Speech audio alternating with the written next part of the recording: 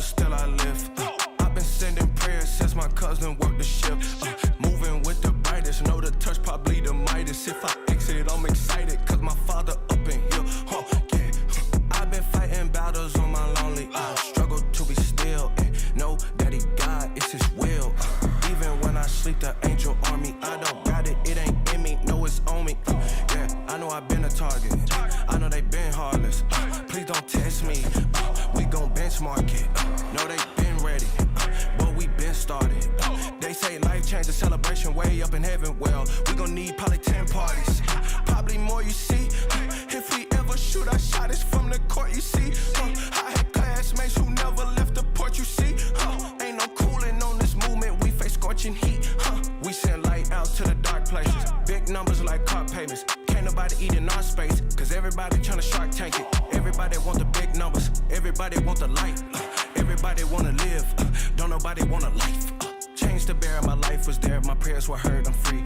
Seen the call, I heard the voice, I need to jump, I leap.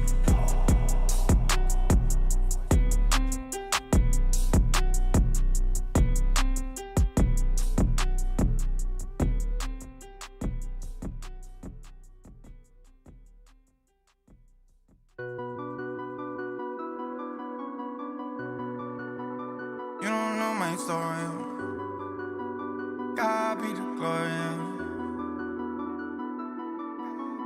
When it all fades away, will you know who saved your life from the grave? Or will you live a whole life? I guess I ain't made no progress, I'm mad. God, yes, you love me regardless. My past, heartless. You told me you guard this, and you have. So I guess you'll finish what you started. Hey, but it feel worse. Feeling ain't purpose, and I read in your word. I'm alive on purpose. When it feel worse, feeling ain't purpose. I read in your word. I'm alive on purpose. When it feel worse, feeling ain't purpose, and I read in your word. I'm alive on purpose. When it feel worse, feeling ain't purpose. I read in your word. I'm alive on purpose.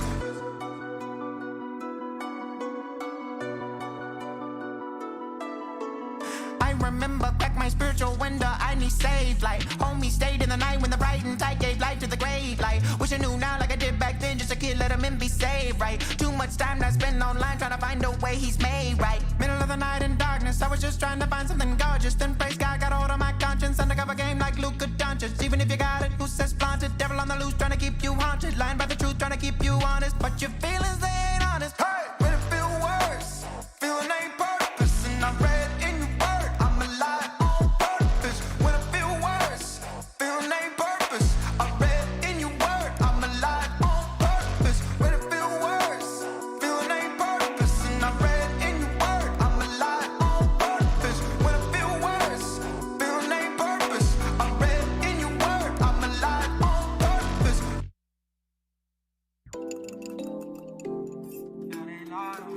The real news is already here.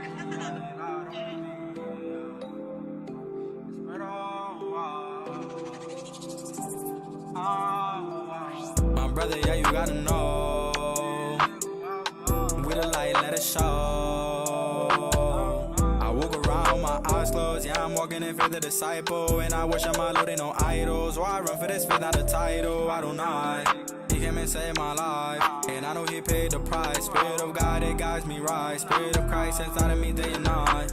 And I want everybody to know him. If I gotta proclaim that I'm for it, even though that I'm living in motion, I'm gonna live on this rock with devotion. So you know that I'm doing my thing. Pull out, you know that I'm doing my thing. I trust in my Lord and Savior cause he saves. I trust in my Lord and Savior, he the way. Even though I don't deserve to be saved, even when I call upon his name, I'm unworthy to calling his name, yeah. I got that light and I'm letting it shine. Every day I'm just getting to the grind. You know that I'm never wasting my time. You know I'm really attached to the vine. Waking up, I got my God on my mind. You know I'm never getting left behind. All the glory going to Adonai. The way that you sinning is really a crime. I go to war with the enemy. I got my flows and you know I got melodies. I got my father, you know that he heavenly. I just wanna do what he really telling me. Used to be sinning back then like Hey, welcome y'all. Happy Tuesday. Ooh. I hope y'all had a wonderful, blessed day. Yes, I do. Yes, I do. Who do we got in the chat? We got John. Kinda. He had to go wrap some things up, you know what I'm saying? He said, don't say anything important until he gets back. So I don't know how we're gonna do the stream, John. I don't know how we're gonna do the stream. We got Nikki in the building. We got KF in the building. Thank y'all for pulling up and joining me on this beautiful Tuesday evening. At least I hope it's beautiful where y'all live, because the weather's been kind of wonky, hasn't it? It's June. It was like 50 some degrees when I woke up. It's like 62 now. It's weird. It's cold. It ain't supposed to be cold. It's summertime. But to get off of that, Trunks, go ahead and run my intro real quick.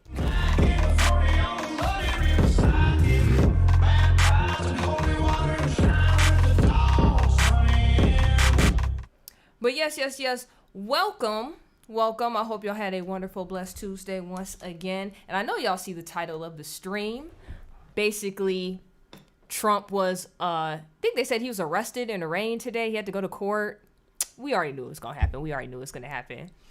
You said it's 74 here? Lucky? You actually live somewhere where it feels like summertime. Been sunny and clear, played outside some. Well, don't y'all live in great places? Why is it so cold where I live? Is it happening? Is this the climate warning and changes? Is it really happening? I'm just kidding with y'all. Well, I'm glad it's nice where y'all at, so y'all could like fully enjoy that weather. It's been cold and rainy for like the past 2 days. It's weird. I don't like it. But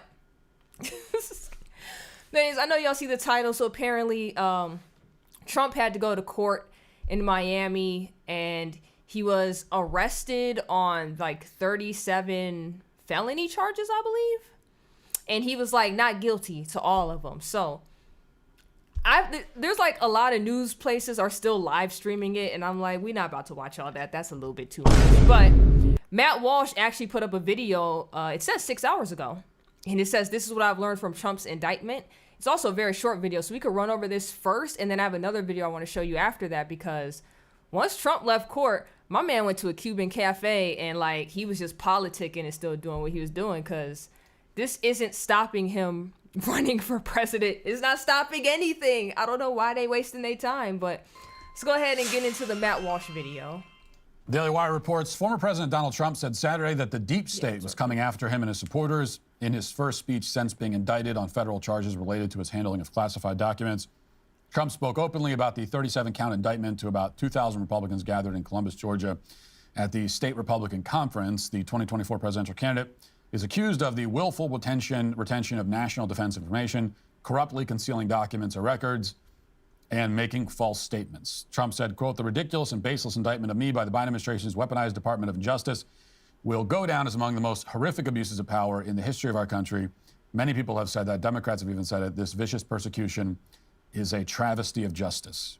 This is a travesty of justice. First off, I want to run this right here. Fried plantains for my Trumpsters. That sounds so good. See, Nikki, now you make me want to get some Jamaican food. See, you should have never said that. You may want to get some Jamaican food now. But back on topic, because y'all know this would be a food stream real fast.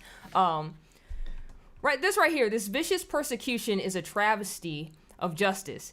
It is, because not too long ago, Biden literally got caught with a bunch of stuff at his house at numerous properties. Actually, one of the properties, he had boxes and boxes of classified documents just hanging out in his garage where he keeps his car. So it's just weird that we saw that play out in real time, and they kept finding more and more, right? Then they found out he had stuff from when he was vice president. He wasn't even supposed to be seeing those documents when he was vice president, let alone having them, right? So it's just so funny how ain't nobody trying to like take him to court and put him in jail. But now that Trump's running for president again, it's like, oh no, we got to get him out of here.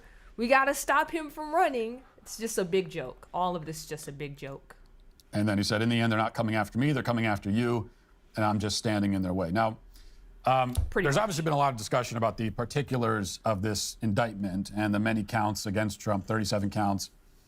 I'm not interested, of course, in any analysis from anyone in the legacy media or anybody on the left, wrong because with food talks. These people will always say that Trump is guilty of whatever he's accused of, and whatever he's accused of is always the worst thing anyone's ever done in history. And so that's like, we don't need to listen to their analysis. We know that's what it's going to be, which is why it's pointless to pay attention to them. But analysis from people on the right can be interesting, and I've read plenty of that. And I will say that I've seen a number of people on this side, people I consider credible and trustworthy, saying that this could be a serious problem for Trump. And that even if he didn't commit any crimes, he did act in a way that made it easy for those who are trying to take him down. You know, like handing his own head on a silver platter, basically. And there may be some truth to that. You know, it's not fair, it's not right. But the fact is that we, you know, if you're on the right, if you're a conservative, we are all under far more scrutiny than anyone on the left. Not as much as President Trump is, but obviously, but especially those of us with a platform, with a profile, and even if you don't, you know, you're under scrutiny, and we're held to standards that the other side isn't held to. Facts. That's the fact. It's not right, but it's the fact. It shouldn't be the fact, but it is.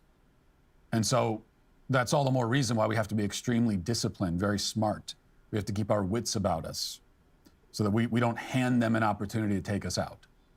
They might take us out anyway. But if they will, it shouldn't be because we made it easy on them. You know, and all that is true. But that's still not the point here, in my view. Because whatever Trump did or didn't do, we all know. I mean, everybody knows, and nobody can credibly deny that they are going after him for political reasons. That's the motivation behind it. And they're trying to take him down for things that others like Hillary Clinton and Joe Biden have also done. This is a politically motivated prosecution, which is being carried out by the president during an election against his own challenger, which has never happened before, ever in history. I mean, that's what makes this even crazier. So I already gave you guys the Joe Biden one. Hillary, we already know all the crazy stuff, like she's been caught with. It's just not fair. Like if you're gonna try to throw justice at somebody, it needs to be fair across the board. It can't just be on one side just because you hate that one side. You know what I'm saying? And even with this, you know, they're running for elections and stuff right now.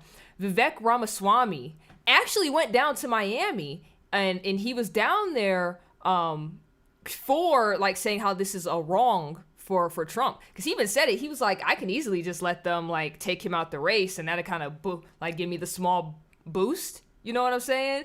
And like in votes and whatnot. And he was like, but this is injustice to like all of us. He was like, so we have to like band together and speak out against this because it's completely wrong and it's not fair. It's not fair in the slightest. Yeah, facts are facts. These are all big players on a world stage. Censorship is proof of all that has happened. Yeah, you're right, K-Elf. So it's just not fair. Really is true. So when Trump may be prone sometimes to hyperbole, and you know, I will confess that I am sometimes as well. But when he says that this is, no one's ever seen anything like this before, that is 100% the case. Like nothing like this has ever happened before. And so if you value our democratic system that we're always told so much about, and if you want to maintain order, if you want to preserve our civilization, really, this is not something that you do, period. So Nikki says, I don't hate nobody, but some ideology is sus. It's true. Silent Shinobi, welcome to the stream. He says, Trump is controlled opposition. I mean, to be fair, who's ever sitting in that seat is controlled to some extent. So we're never going to have like a true person in power, like 100%. You know what I'm saying? Still eating, but here. Welcome to the stream. Oh, really? Welcome. You just don't do this. You don't try to imprison your political opponent who is currently running against you for the same office. The 1-year anniversary of Roe v. Wade being overturned is coming up, and since then the left has lost their minds. Pro-life efforts, which are more important now, it's something that you do if you want to burn it all down in pursuit of power and in an effort to demoralize and terrorize your political enemies. If you care about the system, if you care about preserving our democratic way of life and all the rest of it, then you don't do this. But if you don't care about that and you want to rip it all to shreds, then this is what you do. And it's what the Biden administration is doing. So even apart from the facts of the case, this is absolutely their motivation. It's their reasoning, and it's a horrifying reality, but it is the reality. Hey, John, welcome to the stream. Thank you for popping in and joining us. Which brings me to my last point, which is very simple, which is that Republicans need to win in 2024. I know that's not any big news here. Okay, this is not some penetrating new insight you hadn't thought about, but I mean, it really is that simple, truly. I don't think it's happening. This is why I've said I don't think it's happening in the slightest. Like, not at all. So this is what's going to happen. Because they're at the point where, like, they don't even want debates to happen on their side of the fence, the Democrats, because they know they have to go against Robert Kennedy Jr. They didn't already said, oh, that's a wrap. They didn't cut all that off, right? Because they know Biden is like, he has dementia. That's like somebody's grandpa up there, right? They're easily, they can make him a puppet. They don't want anybody to go against him. On the right side of the fence, unfortunately, like, Trump is leading on everything, like, by so much that if this happens, I mean, the next person winning, which he's super behind Trump still, is DeSantis, right? But then you even have the people on the left side of the fence. I just saw some chick at the Tony Awards call him the Grand Wizard of the KKK. And it's like, what are you talking about? DeSantis, of all people? What do you... It just doesn't make any sense. It just doesn't make any sense. Hey, Mr. King Penguin, welcome to the stream. Thank you for pulling up. Uh-oh, we got Silent Shinobi hitting the numbers again. Hold on. I've been wanting y'all to see this because I Silent Shinobi, look, I don't know if you're pulling this off the top of your head. I don't know if you're like researching this and then hitting it real quick. It says pulling up to the stream on 62 primary date numerology. 6 plus 13 plus 20 plus 23 equals 62. It's your girl saying equals 62 in Pythagoras gematria. What does all of this mean? Because you hit numbers yesterday. What does that mean, Silent Shinobi? I need to know, because you just came out of nowhere with the numbers and likened it to the Matrix yesterday. They hate DeSantis? Yeah, they do. But it's even crazier because, like, the Republicans, like a lot of the MAGA supporters, hate DeSantis too. Not even realizing it's like, yo, if they really take Trump out, I mean, in terms of, like, voting numbers, he's the next best guy to go with at this point, if you just want to look at numbers and nothing else. So I think the whole MAGA party stuff need to get it together and just be like, yo, we need to, like, embrace this guy a little bit, because if they really do put Trump in jail, I doubt it, but on off chance that happens, they need to go for DeSantis. They kind of need to go for him. This right here, or really knows I can't say it, but you know who is in control of the Democratic Party. They already know the word that will get this whole stream banned. We live in the Matrix. All is numbers, all organic. Research gematria if you ever want to learn more about it. Quite interesting, really. I'm going to bring this up so I don't lose this comment, because I'm going to come back to this, because I do watch the streams back. Read the times like the brothers of Issachar. Okay. Y'all dropping stuff to read. Y'all already know. I still have homework from months ago, guys. Like books and all this. It's a lot. It's a lot. God created the world in numbers and letters. It's in the book of formation. It's in the book of All right, I'm gonna have to look that up. I don't remember that in Genesis, but like, I'll look it up. Silent Shinobi, I'll look it up. For months now that in the primaries, I'm a single issue voter, and the single issue is winning. That's the only thing that matters. It's like, we have to win, because nothing else matters if you don't win. Everything else that you might do, all the other items on your agenda, none of that means anything if you don't win. So we need to win. And that is all that matters. Somebody needs to beat Biden. He cannot be allowed to win re-election. Yeah, he can't win Needs again. to be beaten. And then when he is beaten, he needs to be prosecuted.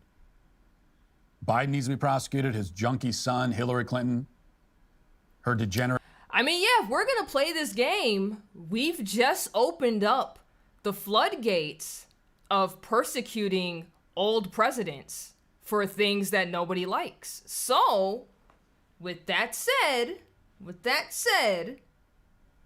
if we do get a Republican in there, they need to pull this same crap on Biden. He needs to be first. Him and his son Hunter. They need to go after them first, right? And then from there, we'll try Hillary. But every time somebody tries to do something to Hillary, they end up suicided. You know what I'm saying? So we'll see how well that works out. Husband, all of them.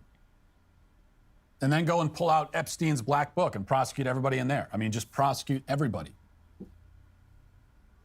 Democrats have to be stopped, and there must be a response. Facts. Okay, they have to understand that when you escalate, there will be a response. There will be backlash. There will be consequences. Facts.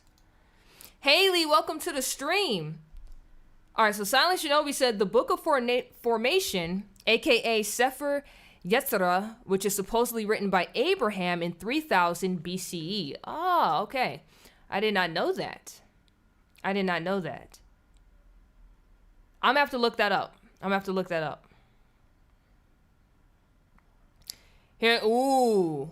I see you did the pizza slice next to the name. I know what that means. I really wish I could do a video about that, because if I did, it would have to go on Rumble only.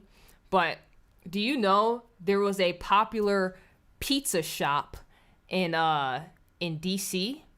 And they used to advertise on Instagram, and they got caught one day because one of the ads was a young child. It was a little girl strapped down to like a table like this.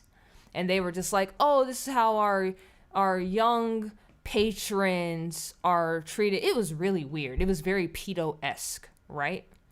And apparently that pizza shop is highly frequented by politicians and certain people that's, high up there. If you know what I mean, wink, wink. Wink, wink, with the pizza slice and the politician names. Very disgusting stuff, right? But the day I ever do a video on that, they'll be trying to say I was suicided or something, or I mysteriously died or whatever. Y'all know how it is. Mother Mary protects us from him because she crushes his... Oh, you talking about someone? I know what you're talking about. Nikki. KL said 27 billion in lost revenue from a few retailers seem to have gotten attention. Oh, you're talking about like all the Target and Bud Light stuff. We can have a conversation about that too, because I was gonna bring that up next or somewhere in the stream. We're gonna bring that up there. My sister used to eat there. Whoa, hey, wait a minute, pause. I hope that's a joke, because do you know what? We not talking about a pizza shop. You know what I'm saying? We talking about pizza of the, you know what I'm saying? You know what I'm just saying? You would not know it's that kind of place by just ordering pizza? Hold on. Time out. Pause. Wait a minute. So they really did serve pizza on the outside, but on the inside, they was serving up the pedo stuff. You said, yes, I know.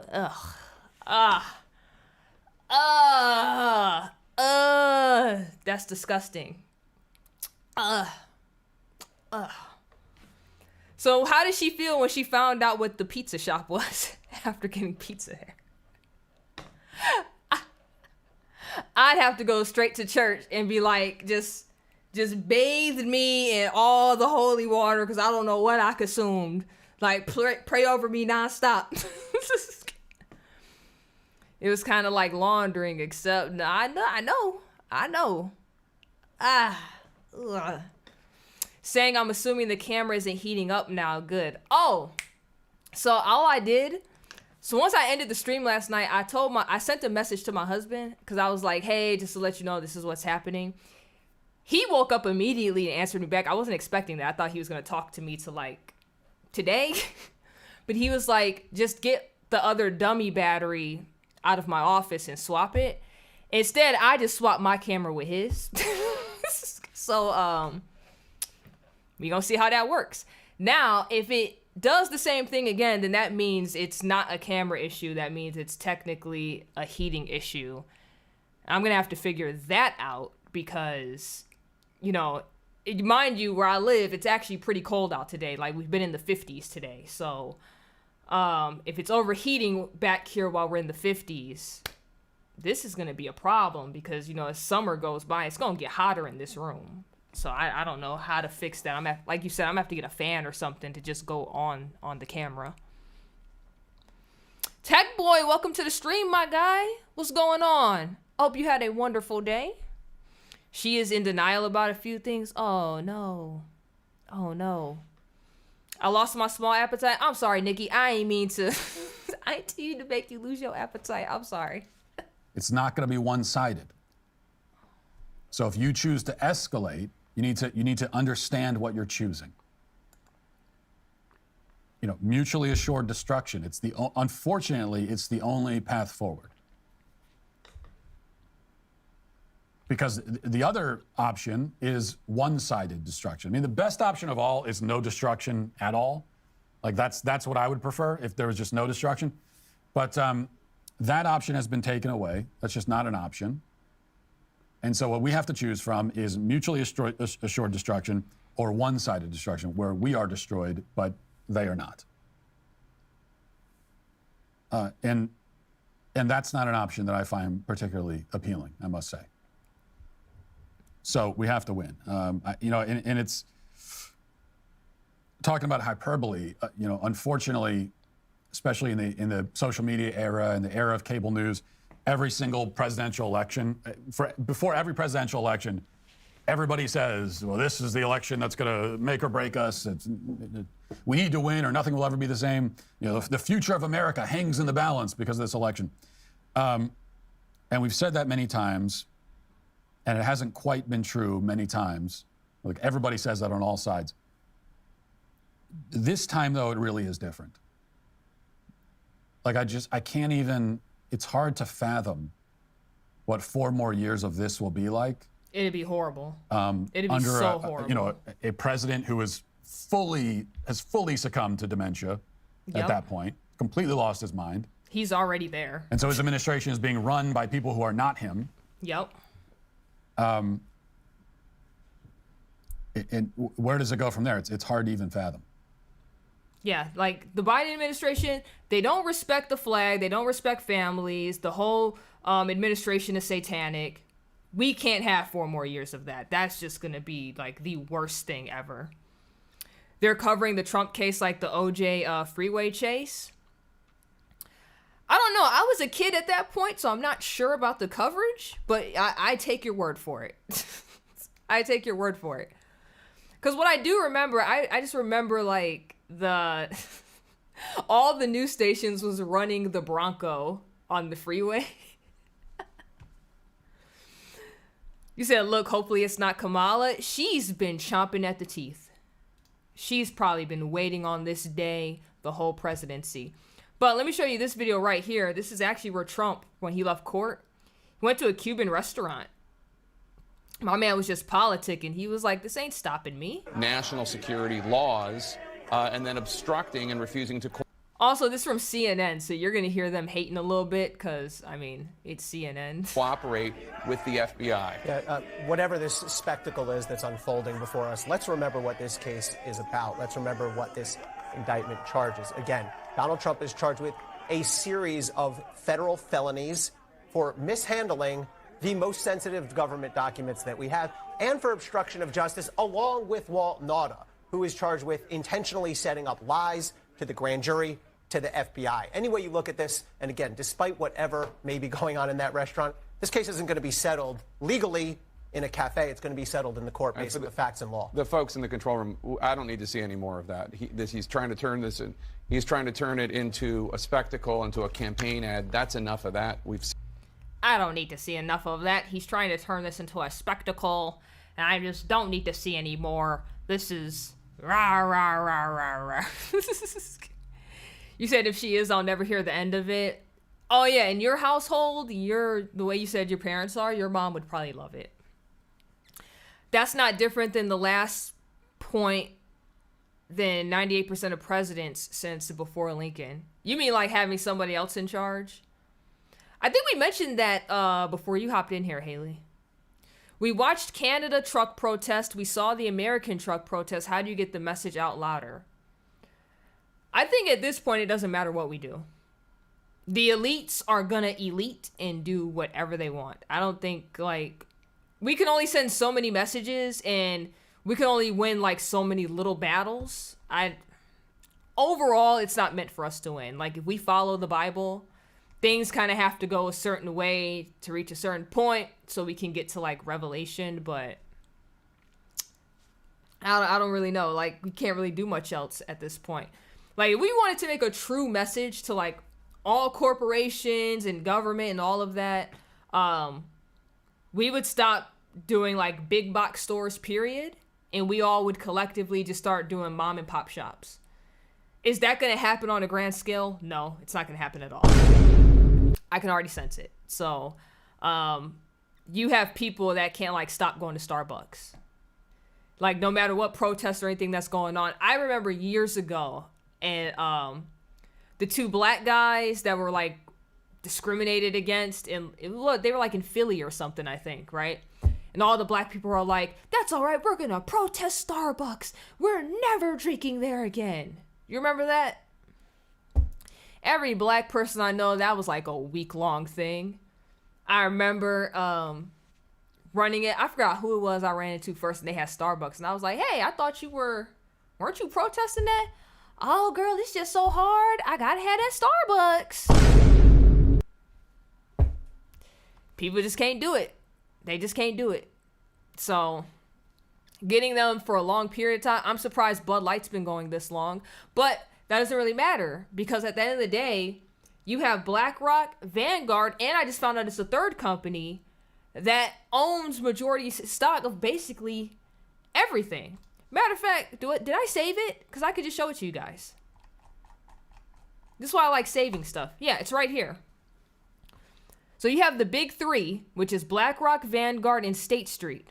So their index funds own shares in the entire industry segments. So they gave an example. So when it comes to Bud Light, right? Let's make this bigger.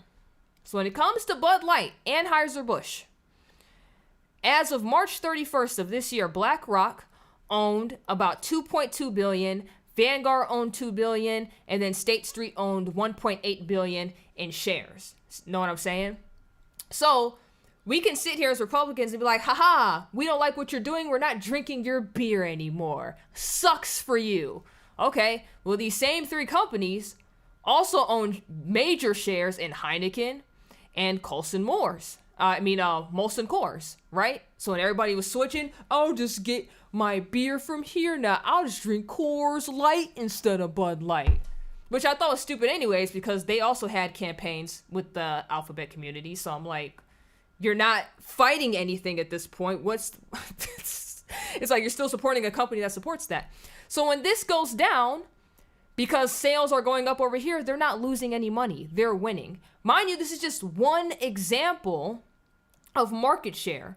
So when you want to look at Target and people are just like, oh yeah, I'm never going to Target, and they might start going to like Walmart and Menards or wherever else big shopping is, they own the same amount of shares in all these companies. You're not winning.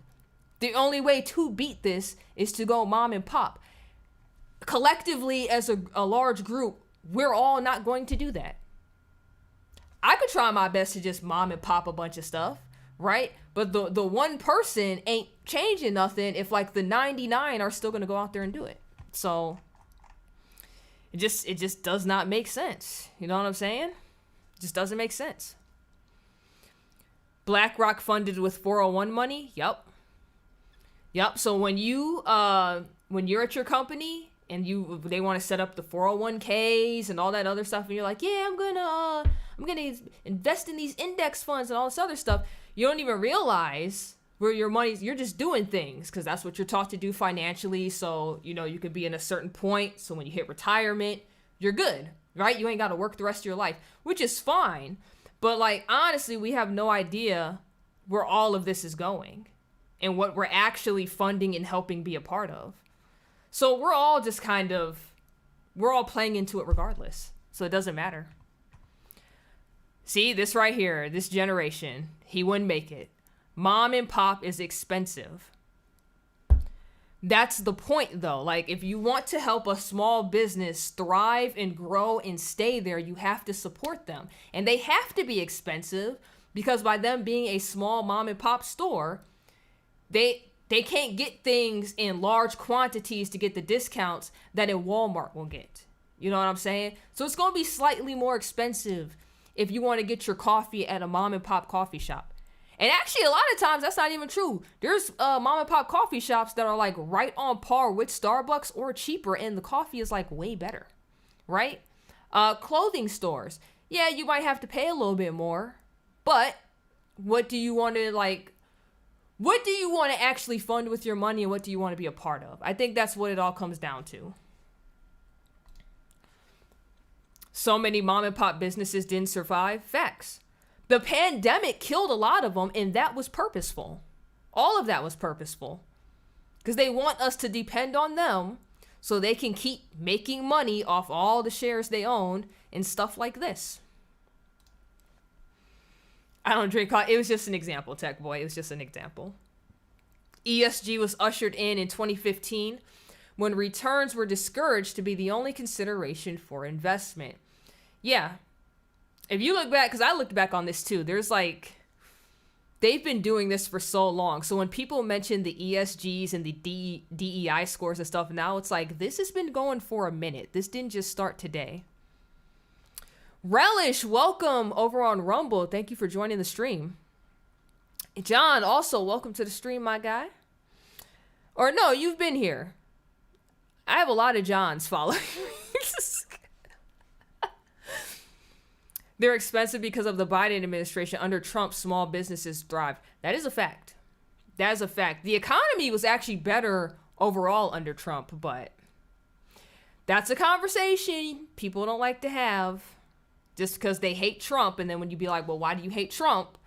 Then they get mad. They can't really give you an answer. It's like, I think you just hate him because mainstream media told you to hate him. But like, you don't really hate Trump. Like, get out of here. Get out of here. Says small business provides for America. It does, and it used to way more, but we've gotten so far away from all of that. So far from it. Like, they're really trying to push. If you think about the generation now, this generation now loves convenience, right? So if I was to say, hey, take the 20-minute drive to go here and get some food from a mom and pop shop, they would look at me and be like, I'd rather use this app and overpay because I'm not leaving my house. And you're just like, huh? What? What are you talking about? Let's just go drive out there. Or you'd be like, hey, take the 20-minute drive to go to the mom and pop hardware store. I need you to pick up XYZ. Oh, no, I'm gonna hop on Amazon and I'm gonna do like today delivery because I paid $100 a year for Prime. I'm not leaving my house. What would I do that for? Oh, I'm just gonna hop on here and go to Walmart Plus and have a driver bring it in like a few hours. I'm not leaving the house. It's like, okay, all right, well, this is how we kill small businesses, so whatever. Yep, this right here. We hate Trump because we were told to hate him. Rawr!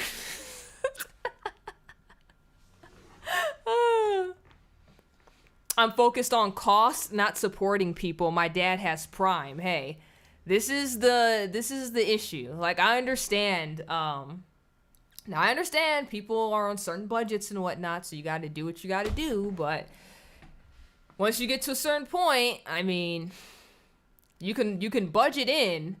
You can budget in getting certain things from certain places. It all does not have to be from big box stores. That's all I'm gonna say. That's all I'm gonna say.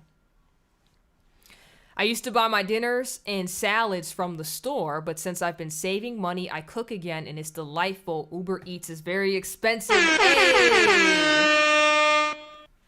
Congrats to you for cooking again and stuff. And it's so funny because you really do save more money just cooking yourself.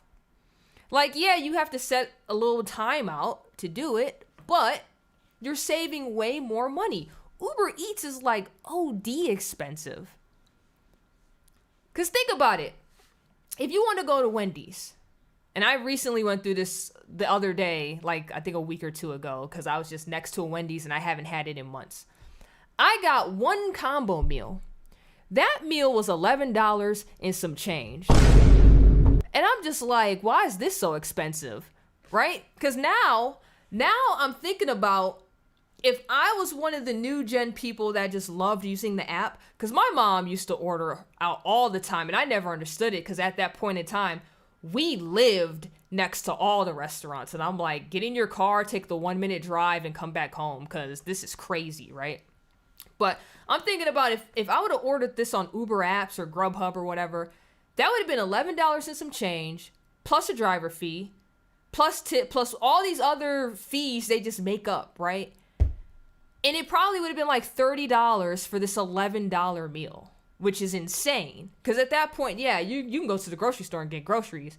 And $30 could have cooked a couple of meals, you know what I'm saying?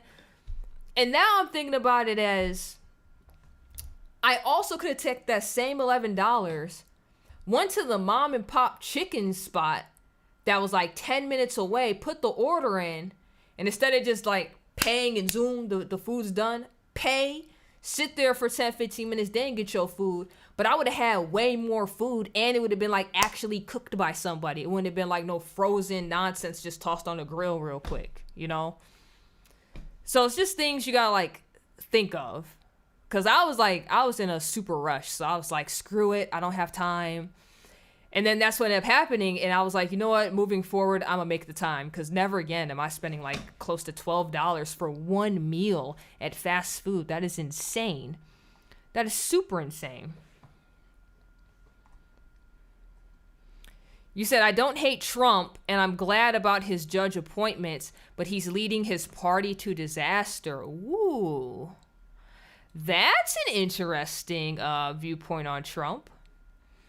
If you don't mind me asking, John, why do you think he's leading his party to disaster? I'm just curious because I'm not a Trump supporter. Like, if I had to vote for somebody, like today, I'd probably vote for Vivek Ramaswamy, which he ain't winning because I already saw the poll like numbers in terms of, like what people are liking. He's like 1% or something. he's not winning in the slightest. I'd love to build furniture, nightstand and dresser from real solid wood. Cost is beyond belief. Ooh, actually building it. My uncle knows how to do this. He resells the stuff though. So he's one of those people, like he'll drive around in his truck to like on trash days and see what people are tossing out. He'll grab things, take it back to his workshop, fix it, paint it, put it out there, bada bing, bada boom. You know what I'm saying? I've never had Wendy's. Hold on. Hold on. I want you to see what you wrote, Tech Boy. You said, I've never had Wendy's, and then your next statement was, Wendy's is not frozen. All right, so just to let you know, Tech Boy, as somebody who used to work fast food when they were a teenager, all of that food is frozen. All of it. None of it's fresh.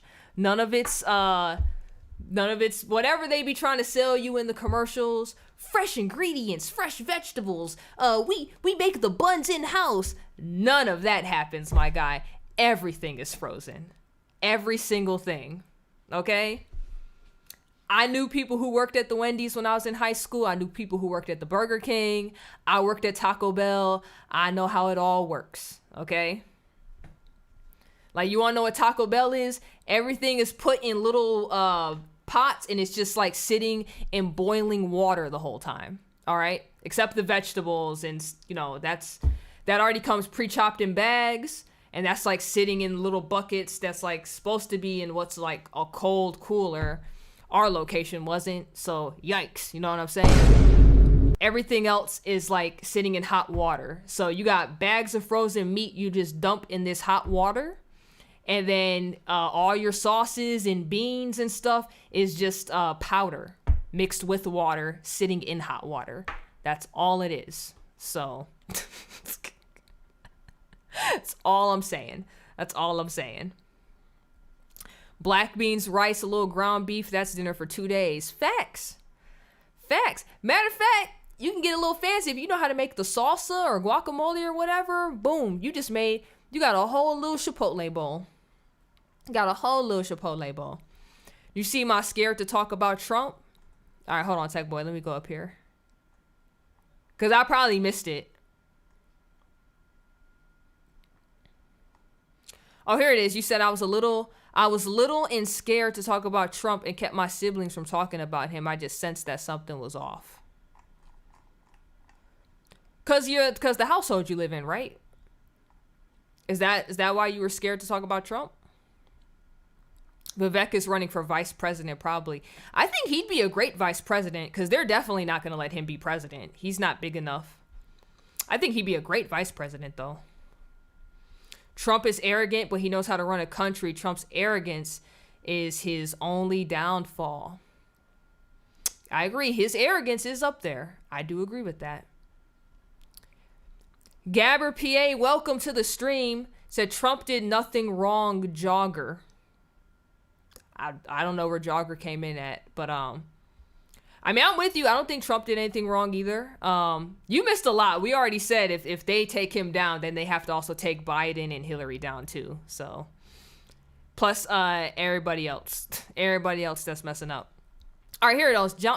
John said Trump is a disaster because he can't win. He insults whoever contradicts him. He's worse than a 5-year-old out of control. Oh, that's what you mean. Okay. I get what you're saying. I'm not gonna lie, it's very funny when he does that though. But this is a disaster because recently he just threw what's that woman's name? He threw her under the bus. And she was actually part of his administration when he was president. I can't remember her name right now, but he completely like publicly thrashed her and threw her under the bus. And I'm like, sir, that's crazy because she was literally in your campaign like not too long ago. So that's insane.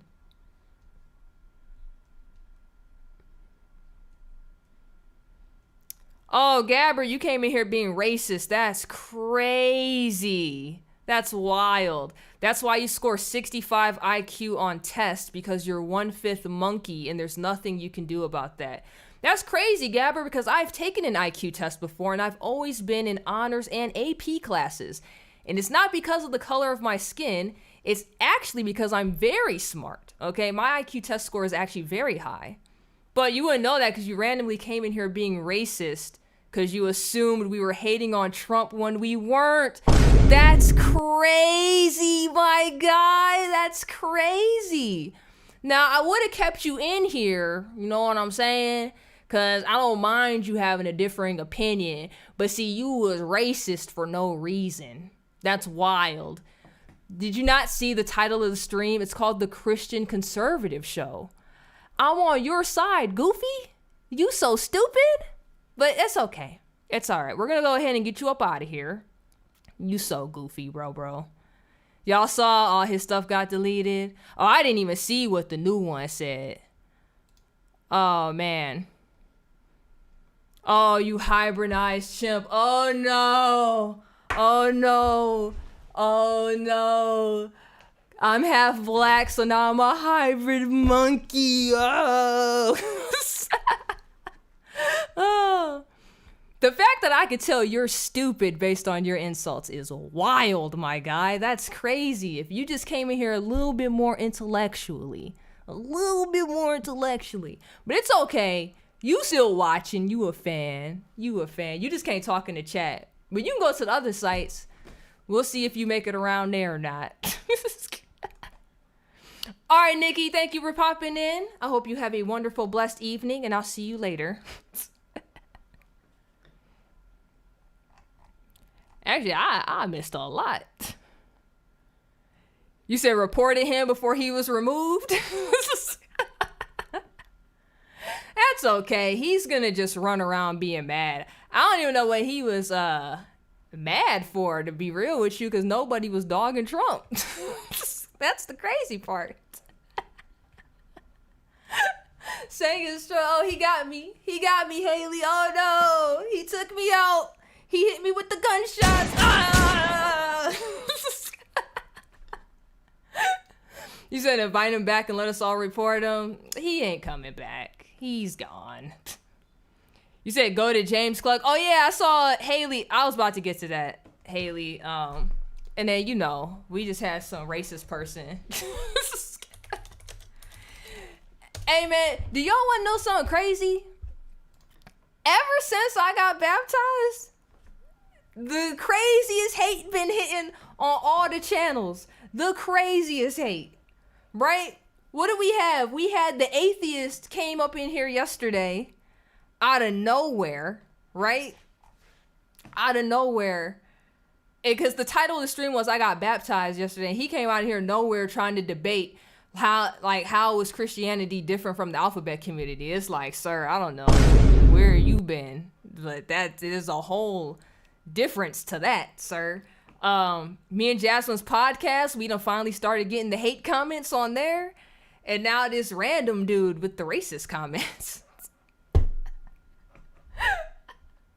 He reminds me, there's a video I did about Andrew Tate. Mind you, I was on Andrew Tate's side in the video.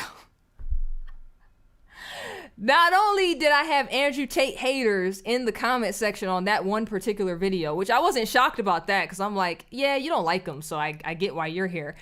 I also had some Andrew Tate fans who didn't watch the video, they just saw me. So they're just like, oh, you would hate him because you're a girl, la la la, and they start going off, and I'm like, did you even watch the video?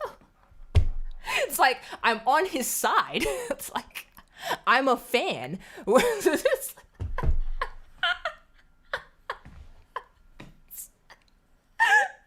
like, you big idiots. Like, what are you talking about? All that stuff's funny to me. Okay. All right. James Klug. Don't say the D word. What's the D word? What did I say? Wait a minute. What did I miss?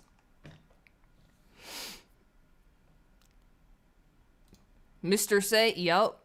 Big mad. That's all. That's all. Yeah. You said don't do it to gremlins. I like when you be calling stuff gremlins. I think that's funny. All right, Haley says institutions are not typically racist, but individuals are racist, definitely. That is facts. I need to still watch that stream. Wait, you're a Tate fan? Yeah, so obviously I don't agree with everything he says, right? But all the stuff that they got him in for, where Dicot, they can't conjure up the evidence and stuff. I do think it's unfair what they're doing to him and his brother. So, but yeah, but the whole red pill community as a whole, I don't agree with everything they say, because what they're missing, and I've said this before, is God. That's all. They're missing God. Once they bring that into the equation, they'll really know what to do. But their theology is theology. The lifestyle and how they want to live and how they think men would be supremely happy and stuff is still off, because God is missing from that equation. He is a legit pimp, right? No. So this is also interesting, because the word, if you want to break down what a pimp is, right? He had a cam business. So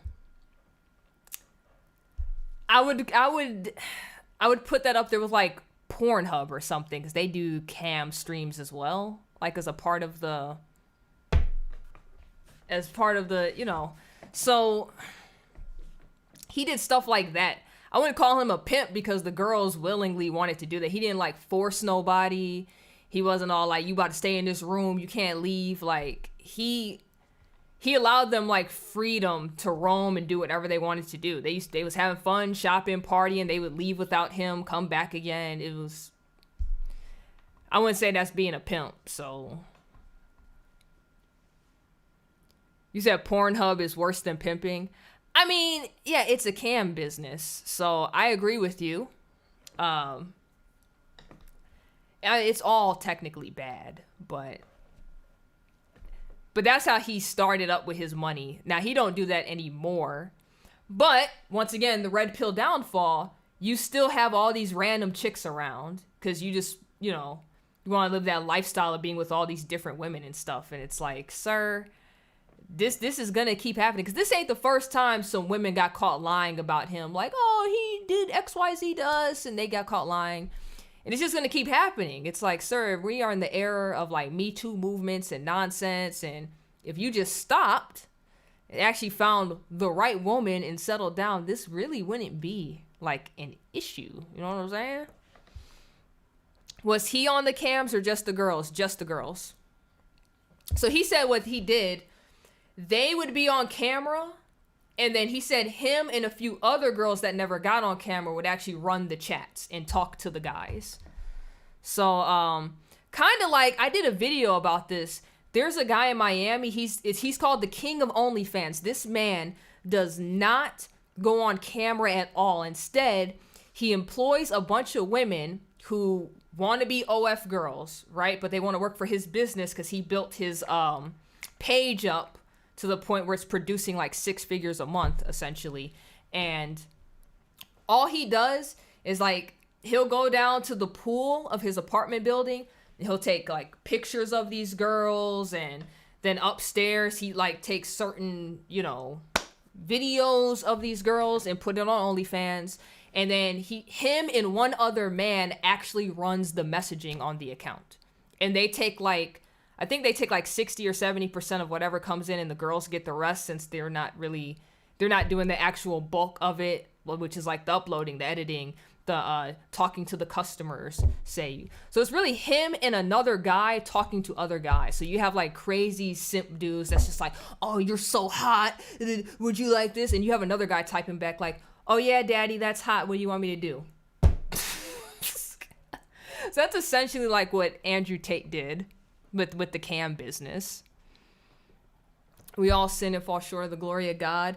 Should we read books that are not parts of the Bible? Cross-examined Frank Turek 6 minutes to go back to that subject about the Abraham scripture, FYI. Oh, that was mentioned earlier. Let me pull that up too. So should we read books that are not part of the Bible? Boom. That came up fast. And then, oh, this is from like a year ago. Second Maccabees. Okay, so let's do the, you guys said James Klug. Oh, I know who this is. This episode right here where he's with Peter Boghausen. I saw this. This is at Portland State. Yeah, it's at Portland State University. Okay, yeah, we have to watch one of these videos. We have to watch one of these videos. We're going to watch this first, though. But we definitely have to watch one of those videos. All right, guys. So like I said, should we read books that are not part of the Bible? Should and can are different. And you said the Klug Trump birthday? Okay. We'll do that after this video, Haley. This isn't in the Bible. It is now, right? Now, Roman Catholics may dispute that, but I think that's the best explanation as to why we have different Old Testaments. The canon as we know it today consists of 66 books. Over time, that's changed, evolved. Books have been added, taken back out, added, taken back out. Revelations. Now, when he says we have 66 books, that's obviously the Protestant Bible, because the Catholics have 73, I believe. So he's talking about the Protestant Bible. It's come and gone a lot. My question is, I mean, there's some Bibles that have the Apocrypha in it today still. So my question, I guess, would be, is it worth exploring other books, or is that something that should be avoided? Okay, let's talk about the canon for a second, because what book should be in the Bible is an important question. And here's an example. You get the question a lot, right? So you have a slide for it. People go, is this a staged question? No, these are common questions. So we have slides for it, because I can't even remember all this stuff myself, right? Okay. First of all, what book should be in the Bible? And one point I want to make before we get started, the canon, which means the standard, is not required for proving the resurrection. Okay? You don't need to discover which books were inspired to know whether Jesus rose again. Even if... So KL said, growing up Baptist, seems like I missed some books or something. If you grew up Baptist, you basically have the Bibles that I have, so it's common. We read the same Bible, basically. It's just the Catholic Bible has more. And then outside of the Catholic Bible, you have stuff called like the Book of Enoch, the Apocrypha. What did Silent Shinobi? He said he had some earlier. If I could find it. I'm trying to like really... I'm really scrolling up at this point. Because he talked about it. Here it is. He said the Book of Formation, which I had never heard before. And then there's a lot, because even with... even in Judaism, when you want to talk about the Torah, then they'll also say the Talmud, and then there's like other stuff outside of that. And then, yeah, right here, what Haley said, the Ethiopian Bible has more. So I wouldn't say you missed anything, because at the end of the day, do you believe Jesus rose from the dead, right? When they put him in the tomb and it opened back up, was his body there or was it gone? Did he rise back from the dead for our sins? You know what I'm saying? Like, as long as you believe that he died and resurrected for us, that's all that really matters. I feel like everything else is just for like an apologetics portion. You know what I'm saying? As if you really just want to know more for your own personal theology. But I don't really think it's needed to know Jesus. I don't think it's needed at all. The books weren't inspired, Jesus has risen from the dead based on the evidence, okay? They don't but know anyway, what they're talking about. I the promise canon, I like what Bruce Metzger said at Princeton. Haley He said the same canon thing. is a list of authoritative books more than it is an authoritative list of books. What does he mean by that? What he means is the church did not determine the canon. The church discovered the canon. The church didn't determine what books would be in the Bible. The church discovered what books should be in the Bible, which were inspired. And how did they do that? What they did is they tried to figure out, was it written by a prophet of God? Was the writer confirmed by acts of God, i.e. miracles? Or someone who was confirmed as an eyewitness? For example, Paul confirmed Luke. Although Luke was not an eyewitness, Paul confirmed him and actually said, or quoted from Luke's gospel, it seems, when he was talking about the Last Supper. Also, was it accepted by the people of God? These are the tests they use. Now, I would quibble a little bit with how you characterize the question about the canon has changed, books were taken out, not taken out. I don't think that's necessarily true. Early on, there were some questions about whether, say, James should have been in there and Revelation should have been in there. But once you got into the 4th century, the 300s AD, when Christianity became tolerable, then you had those councils that got together and discovered what books should have been in the Bible, and there really wasn't a lot of dispute by that point. In fact, even prior to that, by about 108 AD, 25 of the 27 books we call the New Testament had already been quoted by early church fathers as being authoritative. Okay? But here's a few other things to consider. What books should be in the Bible? Gospels and Acts are cited during the lifetimes of the apostles. So we know that they're early. They're quoted as authoritative and unique. They're collected early in one volume called a codex. It looks like a book that we have now. They were publicly read and expounded. Commentaries were written on them. The opponents admitted the Gospels were written by the disciples, and no other Gospels were treated this way. Okay? Now, why does the Catholic Church have a different Old Testament than the Protestant Church? I'll give you the answer as I understand it. And my co-author, Dr. Norman Geisler, wrote a book called Roman Catholics and Evangelicals, Agreements and Differences. I think it's still an excellent book, even though it's 25 years old. Even Roman Catholics have endorsed the book, and I was brought up Catholic because I'm from New Jersey and it's the law. I went to Catholic high school, okay? But as I see it, it seems to me that the additional books of the Old Testament that were added by the Roman Catholic Church at the Council of Trent beginning in about 1546 were books that the Jews did not consider part of their Old Testament. Why are the Catholics putting it in their Old Testament? It seems to me because they were trying to counter Luther, and Luther wanted to reform the church. He didn't want to break away from the church. He wanted to reform the church, and when he tried to do that, the Roman Catholic Church dug their heels in and said, now we're adding these books, or we're going to say these books have always been a part of the Old Testament because those books, particularly I think it was 2nd Maccabees, affirmed the idea that you could pray for the dead. Which is what indulgences was all about, which is really what riled up Luther.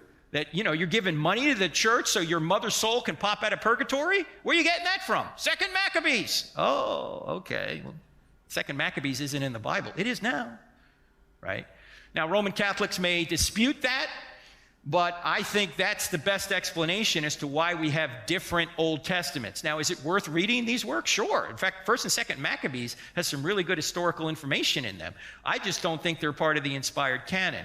And even if there is a dispute, remember, while it's important, it is the Old Testament. Christians are under the New Covenant, not the Old Covenant.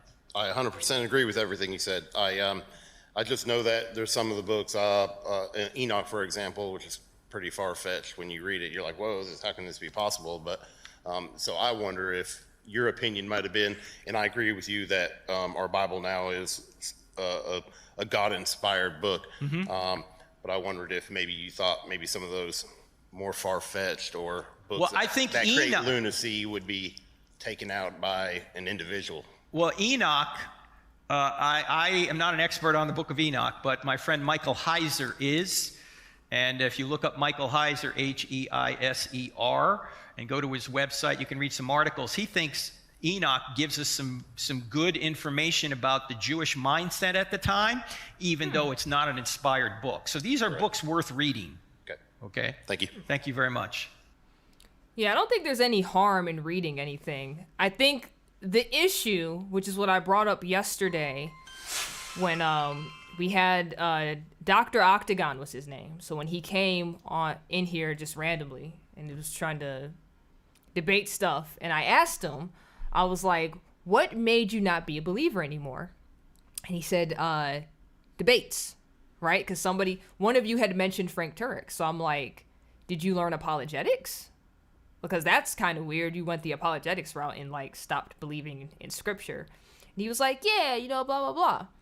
I think the issue with reading all of this stuff comes down to if you have the mindset that he has, if he was being truthful, because this is the internet, so I don't know if he's being truthful or not. But you'll have people that just get so overloaded with the information, and now it's like, well, none of this makes sense, and I don't believe in any of this, right? Which is an L, in my opinion, because if you just kept placing your faith in God and taking his word for what it was, you would have never left the word to begin with. You know what I'm saying? He let man's interpretations on things and all this other stuff from an apologetic level move him away from God when that should have never happened. The whole reason for apologetics is so you can properly defend your faith against other people. Or, be like a Frank Turek, like you do lectures, but he also defends it as well. But that's the only reason you should be doing that. You shouldn't be reading all of this stuff to get you out of that does not make sense. That just doesn't make sense, So Jews had a tradition that the LXX was inspired. Why would they believe in an inspired translation of apocryphal books? Let's look this up. Jews believe LXX is inspired. This is from... Here, we'll just go with this. The influence of the LXX.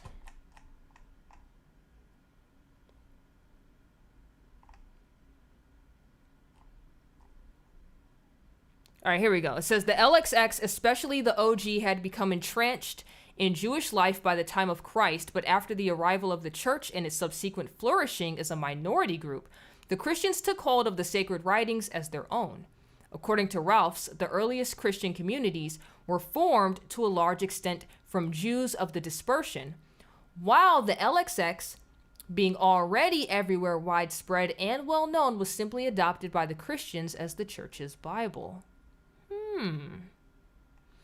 Yet even in the different groups' perspective on the holy writings, there is disagreement. According to Bickerman, the Jews always distinguished the Torah carefully from the other sacred books. In the Jewish tradition, the Greek Pentateuch alone was the authorized version. For it alone, Philo claimed divine guidance, but for the Christians, the prophets and the hagiographa were much more important than the law, obsolete under the new dispensation. I'm sorry, I pronounced that incorrectly. Although the diaspora Jews loved their Greek Bible, it wouldn't be long before they rejected it completely due to its use against them by Christians in theological disputes and the establishing of the Hebrew text near the close of the 1st century. Well, that's interesting. Okay. I didn't know that. I like when you guys send me stuff, because I can just read it online with y'all, or in my free time too. When I get in trouble for reading Maccabees, no. Why would you get in trouble for that? I mean, I know your household, but I don't think you would get in trouble for reading that. Does reading characters of other religions bother you? No, not at all. Because at the end of the day, for apologetics, I'm gonna have to read stuff from the other religions because I need to know how to properly defend the faith. So I'm gonna have to, so that doesn't bother me. This right here, if you are doing apologetics and are not praying, you will fall. Yeah. I had that whole conversation with that guy yesterday. We all did, even in the chat. They were just like, he didn't really believe to begin with. And it's funny because I told my husband the story this morning, and he was like, that guy really didn't believe from jump. That's why it was so easy for him to be swayed. Which I believe, because that's really what happened in our cases. Because, like, yeah, as kids, your parents could take you to church. They did the Bible, the summer Bible school or whatever, when him and his brothers, when they were little. None of them are really Christian, right? So it was really easy when they became 18 to just fall out of that because they didn't really believe to begin with. An insincere heart will be blind. Facts. Every time knowledge... Whoops, I lost it. Every time knowledge without prayer is useless. Yeah, there's really no point. Like, why even care to know all of that if you just not gonna believe anyways? What is the point, right? Would you say don't go into the white light after death? It's a trap by S-Man to trick you into reincarnating and getting your memories wiped. These beings will masquerade as angels of light or even your own family to trick you. Is that a thing? Like, I'm gonna be real with you, Silent Shinobi. I've never heard of that.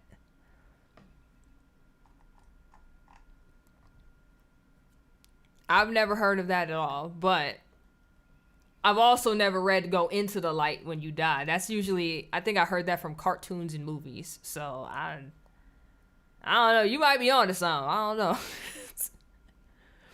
Going through the motions is what Matthew 7:22 is talking about. You actually, yeah, you might be spot on about that. Let's bring that up.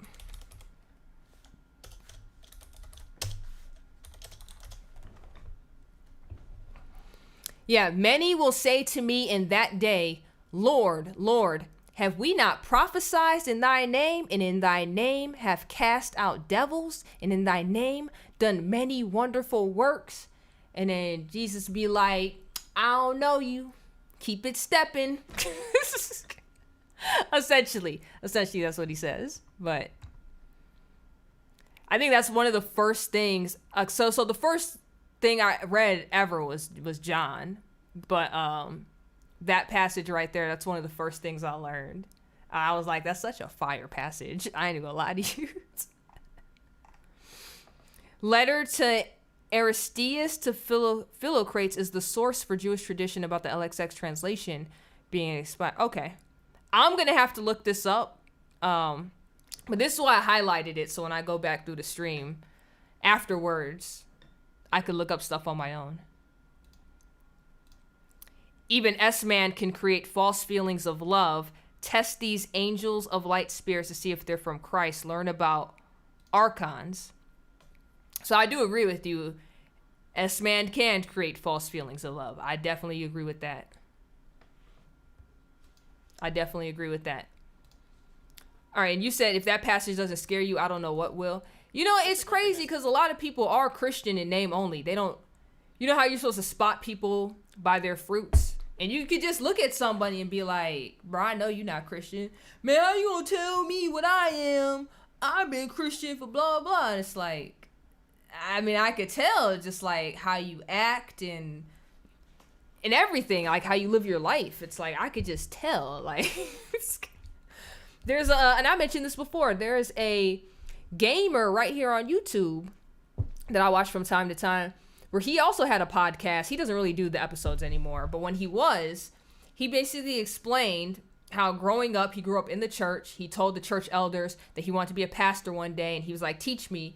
And even then, because he was like a kid, and they were like, you know, you're just a child. We don't think this would be right for you right now. And he's like, no, teach me, blah, blah, blah. So when he was a teenager, they started teaching him the way so he can come up as a pastor. And because we already know how to be a pastor, like the qualifications, but start putting him on the right track for that. And that went downhill real quick because, you know, teenagers are going to teenage. And he got into the whole party scene, smoking weed. And to this day, like, I just saw he put up a, what's it called? A story on Instagram. Him and the other gamers in his group was out at somebody's birthday party, living it up in the VIP section. They was smoking weed, popping bottles, stand on tables, dancing and stuff. And it's just like, I'm not saying you have to live a boring life and not celebrate like when you hit milestones and stuff, but just like the way he lives his life and the people he surrounds himself with, who are also all non-believers, right? Because he basically lives the lifestyles they live. It's just like, bro, I could tell you're not Christian. I know you claim you are, but I could tell you're not because you don't live a lifestyle that produces like anything out of that. So he's one of them people that'd be like, hey, didn't I prophesy in your name? It's like, no, sir. Like Al Sharpton isn't a real reverend. Facts. I've never liked him. Even as a kid, I remember I first heard him talk for something race related when I was little, and I saw him on TV, and I was like, I don't trust this guy in the slightest. And it's so funny because like my parents knew he was full of crap too, so we all had the same vibes on him. You know what I'm saying? My dad claims to believe in Christ, but he watches corn. That might be something he's struggling with. Corn addiction is like rough. You know what I'm saying? If he truly wants to get out of that sin and get help, that's gonna be a whole process. That's something. I mean, some people can kick it overnight. I did. But everybody is different. So it might take him a while to get over that and truly get back on path. You know what I'm saying? Those who get caught up in the excitement but never know Christ break my heart. Yeah.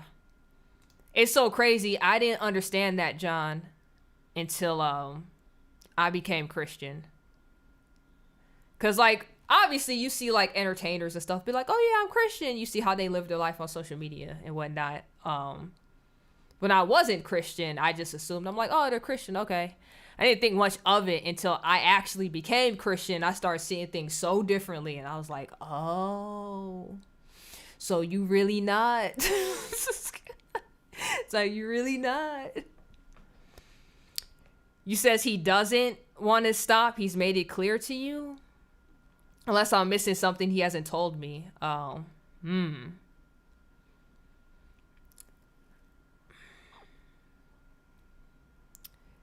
Parents are tougher, especially as they get older, because you know how they say it's hard to teach an old dog new tricks. That's like the older people in our lives.